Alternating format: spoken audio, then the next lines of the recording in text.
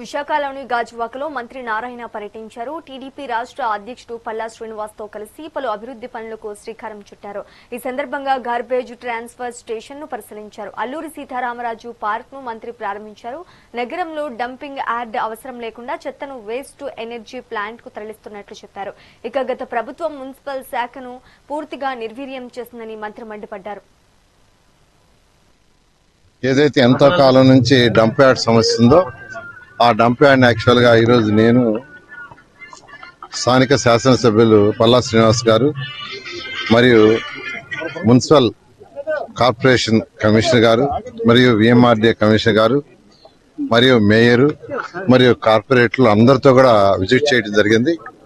దానికి ఎటువంటి ఇబ్బంది లేకుండా ప్రజలకు ఇబ్బంది లేకుండా చేయాలని నిజంగానే కొంత ఇబ్బంది ఉంది.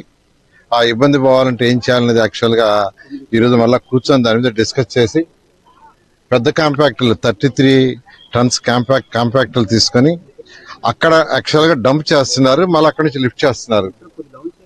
అక్కడ డంప్ చేయకుండా చేసే విధంగా ఏర్పాటు చేయాలని యాక్చువల్ కమిషనర్ గారు చెప్పాను. వారితో మళ్ళా కూడా మీటింగ్ అయిన తర్వాత మళ్ళీ వాళ్ళతో కూర్చొని కూడా డిస్కస్ చేస్తున్నాం. జనరల్ గా ఇప్పుడు వేస్ట్ ఎనర్జీ ప్లాంట్ చక్కగా ఇక్కడ వచ్చింది.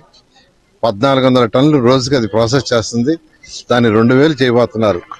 కాబట్టి ఎక్కడికక్కడ వచ్చిన చెత్తని కాంపాక్టులు ఇప్పుడు 33 టన్స్ కాంపాక్టులు వచ్చినాయి. వాటి ద్వారా తరలిస్తే డంప్ యార్డ్లు ట్రాన్సిట్ ప్లేస్ అంటూ పెట్టుకునే అవసరం లేదు. దాని మీద యాక్చువల్గా మళ్ళీ ఇప్పుడు ఎమ్మెల్యే గారితోనూ కమిషనర్తోనూ మళ్ళీ సీలతో మాట్లాడి దాని మీద ఒక సూచన ఇవ్వటం జరుగుతుంది. ఏదైతే ఎంతో కాలం నుంచి డంప్ యార్డ్ సమస్య ఉందో ఆ డంప్ యార్డ్ యాక్చువల్ గా ఈరోజు నేను స్థానిక శాసనసభ్యులు పల్లా శ్రీనివాస్ గారు మరియు మున్సిపల్ కార్పొరేషన్ కమిషనర్ గారు మరియు విఎంఆర్డీఏ కమిషనర్ గారు మరియు మేయర్ మరియు కార్పొరేటర్లు అందరితో కూడా విజిట్ చేయడం జరిగింది. దానికి ఎటువంటి ఇబ్బంది లేకుండా